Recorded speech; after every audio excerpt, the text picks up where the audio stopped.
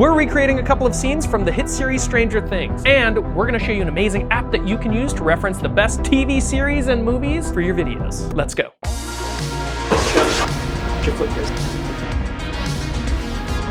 ShotDeck is the largest collection of fully searchable, high-definition movie and television show images that you can use to build reference decks for framing, lighting, color, style, or anything else that you can think of. I personally use ShotDeck for nearly every one of the projects that I work on. I'll typically build 3 different boards for each project. One for lighting, one for coloring, and one for framing. Once I have these boards, I'll actually use the shots to build a storyboard so that come production day, I can share these images with my crew and we all know exactly what we're going for. In today's episode, we're using ShotDeck to recreate the look of the hit television series Stranger Things. A couple of great things about using ShotDeck with these recreations is that in the info section down here, you can actually see tags for which camera they shot on, the aspect ratio, and even the lenses that they shot on. This information is really great for research purposes. Say that you decide that you love the look of this show and you want to try out those lenses for your next project. Well, now you know which ones they are and you didn't have to go scouring the internet to try to find out. In this case, knowing which camera they shot on will help us in post. Once we're done shooting, I can actually jump into DaVinci Resolve, do a color space transform from my C-Log 2 to Red's Dragon color space so that we can better match the look of the final image. All right, so it looks like we're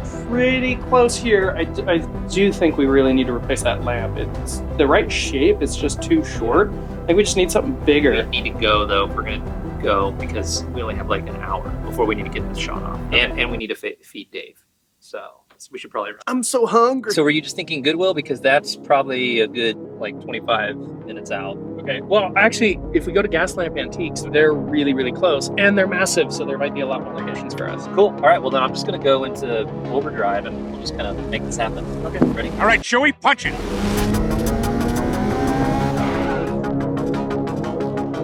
We're trying to find a big lamp, something about this tall. Trying to zero in on an owl lamp. In the actual scene, it's kind of like a more mid-century teardrop almost kind of shape. This kind of, I guess they're called husband pillows. That's new to me.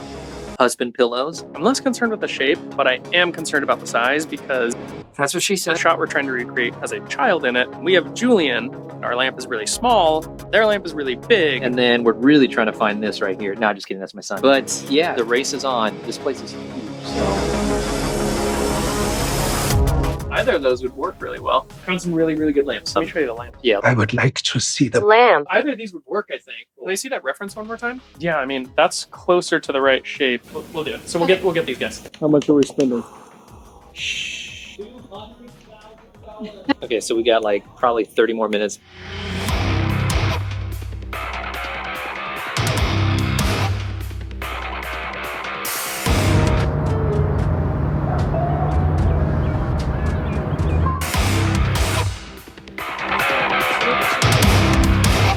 The biggest part of this scene was actually setting up this space and using what natural light that we had available.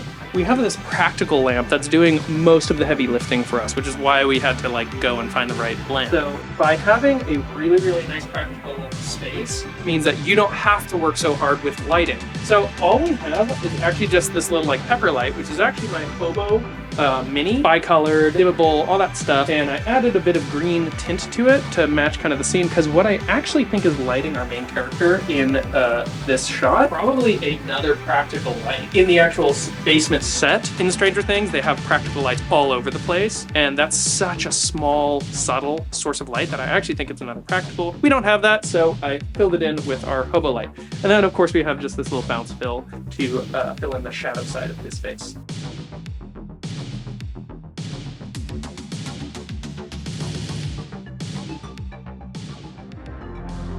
The clock is ticking and we're trying to set this up, Julian. We are setting up a little backlight here. Basically what this is doing is it's gonna kind of mock what this is doing, but by having a light splash down behind this one, it prevents our lampshade from blowing out. So it's gonna look a lot like a practical light, even though it's not entirely practical light. Cinema! So from the previous set, we need to actually move our little corner shelf to make more room because we're trying to spread out our frame a little bit. Okay. Basically what we're trying to do is fit a couple of adults to fit in this frame who have broader shoulders, a little bit taller. In order to not crowd the frame, I'm actually gonna try to spread the lights a little bit to get Dave and Julian to fit in the frame without totally crowding it.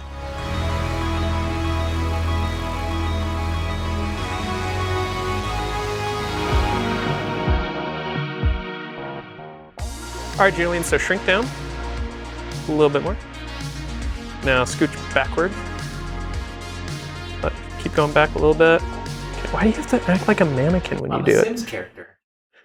What we did is we've got our book light over here, which is using our Hobo Light Pro, and we actually are double diffusing that before bouncing it, going through the diffusion, so it's ultra, ultra soft. We have this rim light here. So many lights. Yeah, it's amazing what goes into this stuff. This little rim light here is kind of recreating what you see here on their faces, and that book light is kind of that fill side 3/4 light that you see on like Dustin and Lucas's face here. So that's what this light is doing.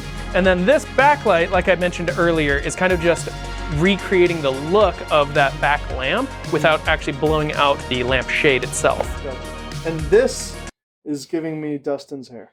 Well done. The reason there's a table in the middle of our set is because we're doing a little bit of movie magic here. Obviously, Julie and I are full-grown adults, so we're a little taller than the actors in the Stranger Things frame.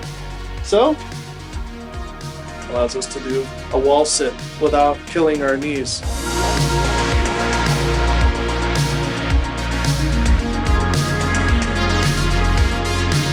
Well, I feel like we got pretty dang close. All things considered, I mean, 2 grown men versus 2 like preteens. Yeah. Preteens, yeah. Yeah. What did you guys think? Let us know. Did we miss anything? Did we get pretty close? And what do you guys want to see next? Let's do Jaws next. Make sure you subscribe.